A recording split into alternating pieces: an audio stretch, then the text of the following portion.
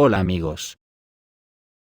Cuando todas las miradas se vuelven hacia Biden, responsabilizándolo del fracaso de la ofensiva ucraniana en Kherson, Biden anuncia oficialmente una ayuda militar de $1.100 millones a Taiwán, con la intención de blindar la defensa de la isla.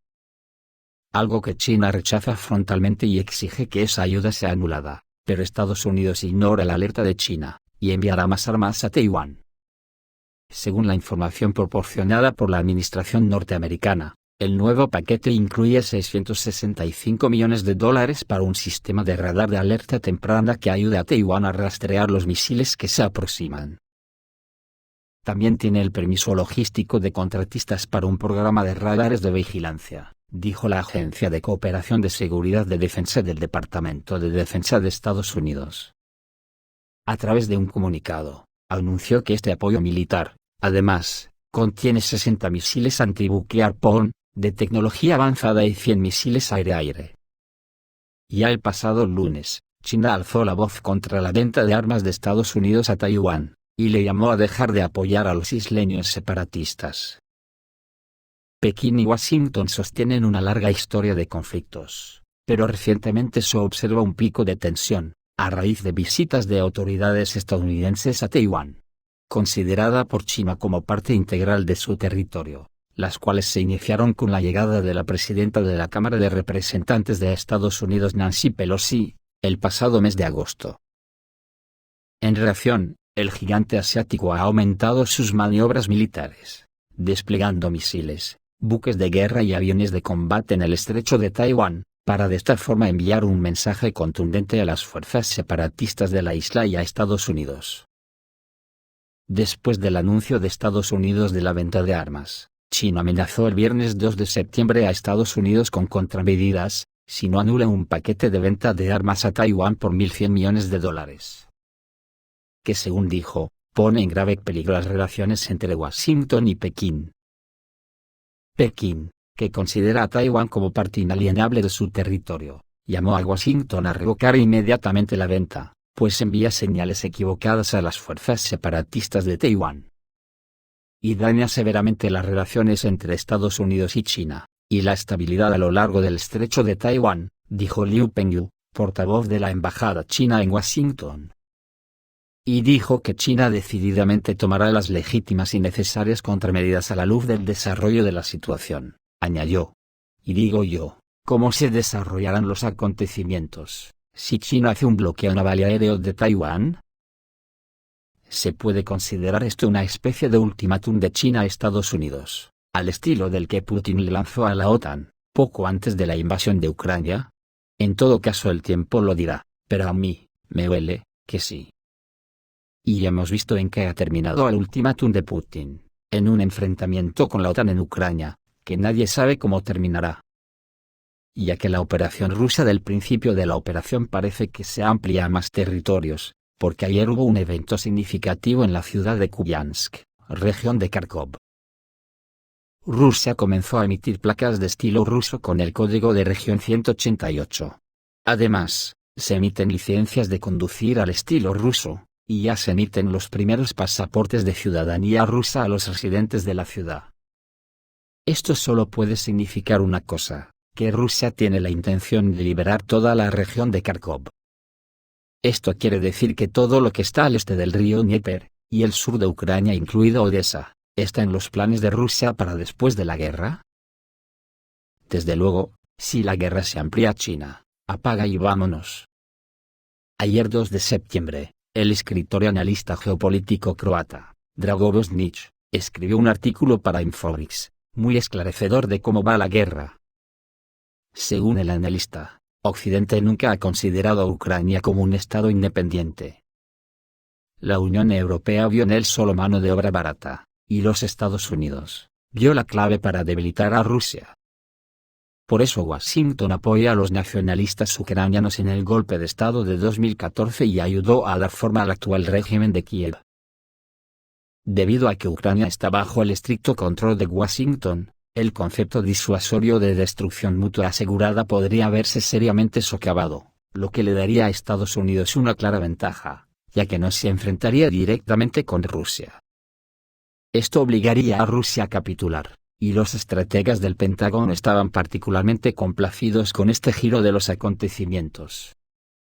Mientras tanto, las autoridades rusas se dieron cuenta de que estaban tratando de arrinconar al país. Además, las tropas ucranianas participaron en un genocidio a gran escala de la población de Donbass desde 2014. Es por eso que la Federación Rusa lanzó su operación militar especial. Las autoridades estadounidenses decidieron aprovechar este giro de los acontecimientos, y los estados organizaron suministros de armas multimillonarios para las tropas ucranianas. Se esperaba que las Fuerzas Armadas de Ucrania obtuvieran importantes victorias, a partir de las cuales los actuales líderes estadounidenses podrían afianzarse en el poder durante mucho tiempo. Sin embargo, el plan fracasó. En solo unos días, las tropas rusas tomaron el control de grandes áreas, moldearon el campo de batalla al gusto de Moscú, y prepararon el escenario para un aspecto importante de la operación especial, la desmilitarización. A medida que la lucha comenzó a convertirse en un ejemplo clásico de un conflicto de desgaste, el occidente político se dio cuenta de que Rusia ciertamente ganaría. A medida que se acercan las elecciones intermedias de Estados Unidos, Washington comenzó a exigir a Kiev victorias importantes, o al menos algo cercano al éxito. Muchos votantes ya se quejan de que el dinero estadounidense apoyará a Ucrania, pero nada cambia. Es por eso que la administración Biden insistió en un contraataque temprano a Kherson. La preocupada administración de Biden necesita urgentemente al menos una apariencia de victoria.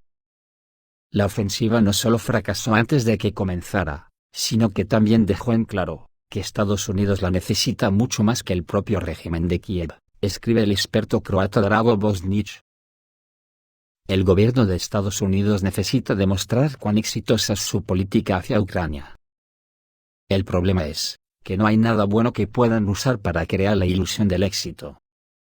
Según Drago Bosnić, la derrota de las tropas ucranianas cerca de Kherson fue un duro golpe para Biden. El fracaso ha vuelto a demostrar que la política del actual presidente no responde a los intereses de Estados Unidos. Otro acontecimiento que se dio ayer es que Gazprom suspendió indefinidamente el tráfico de gas a través del Nord Stream 1. La ruta hacia Europa permanecerá inactiva hasta que se reparen las irregularidades técnicas, señaló la compañía rusa. El gigante energético ruso, Gazprom, ha anunciado la detención completa de los suministros a Europa, a través del gasoducto Nord Stream 1, por irregularidades técnicas descubiertas durante obras de mantenimiento. Cosa que nadie se cree, por supuesto. Porque Rusia ya advirtió que no habría gas ruso en Europa si se impone un límite a los precios del combustible, cosa que ocurrió ayer.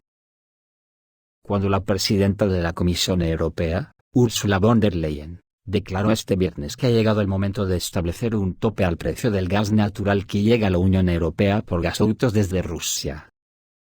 Para contrarrestar lo que calificó de intentos de manipulación del mercado energético europeo por parte del presidente ruso, Vladimir Putin.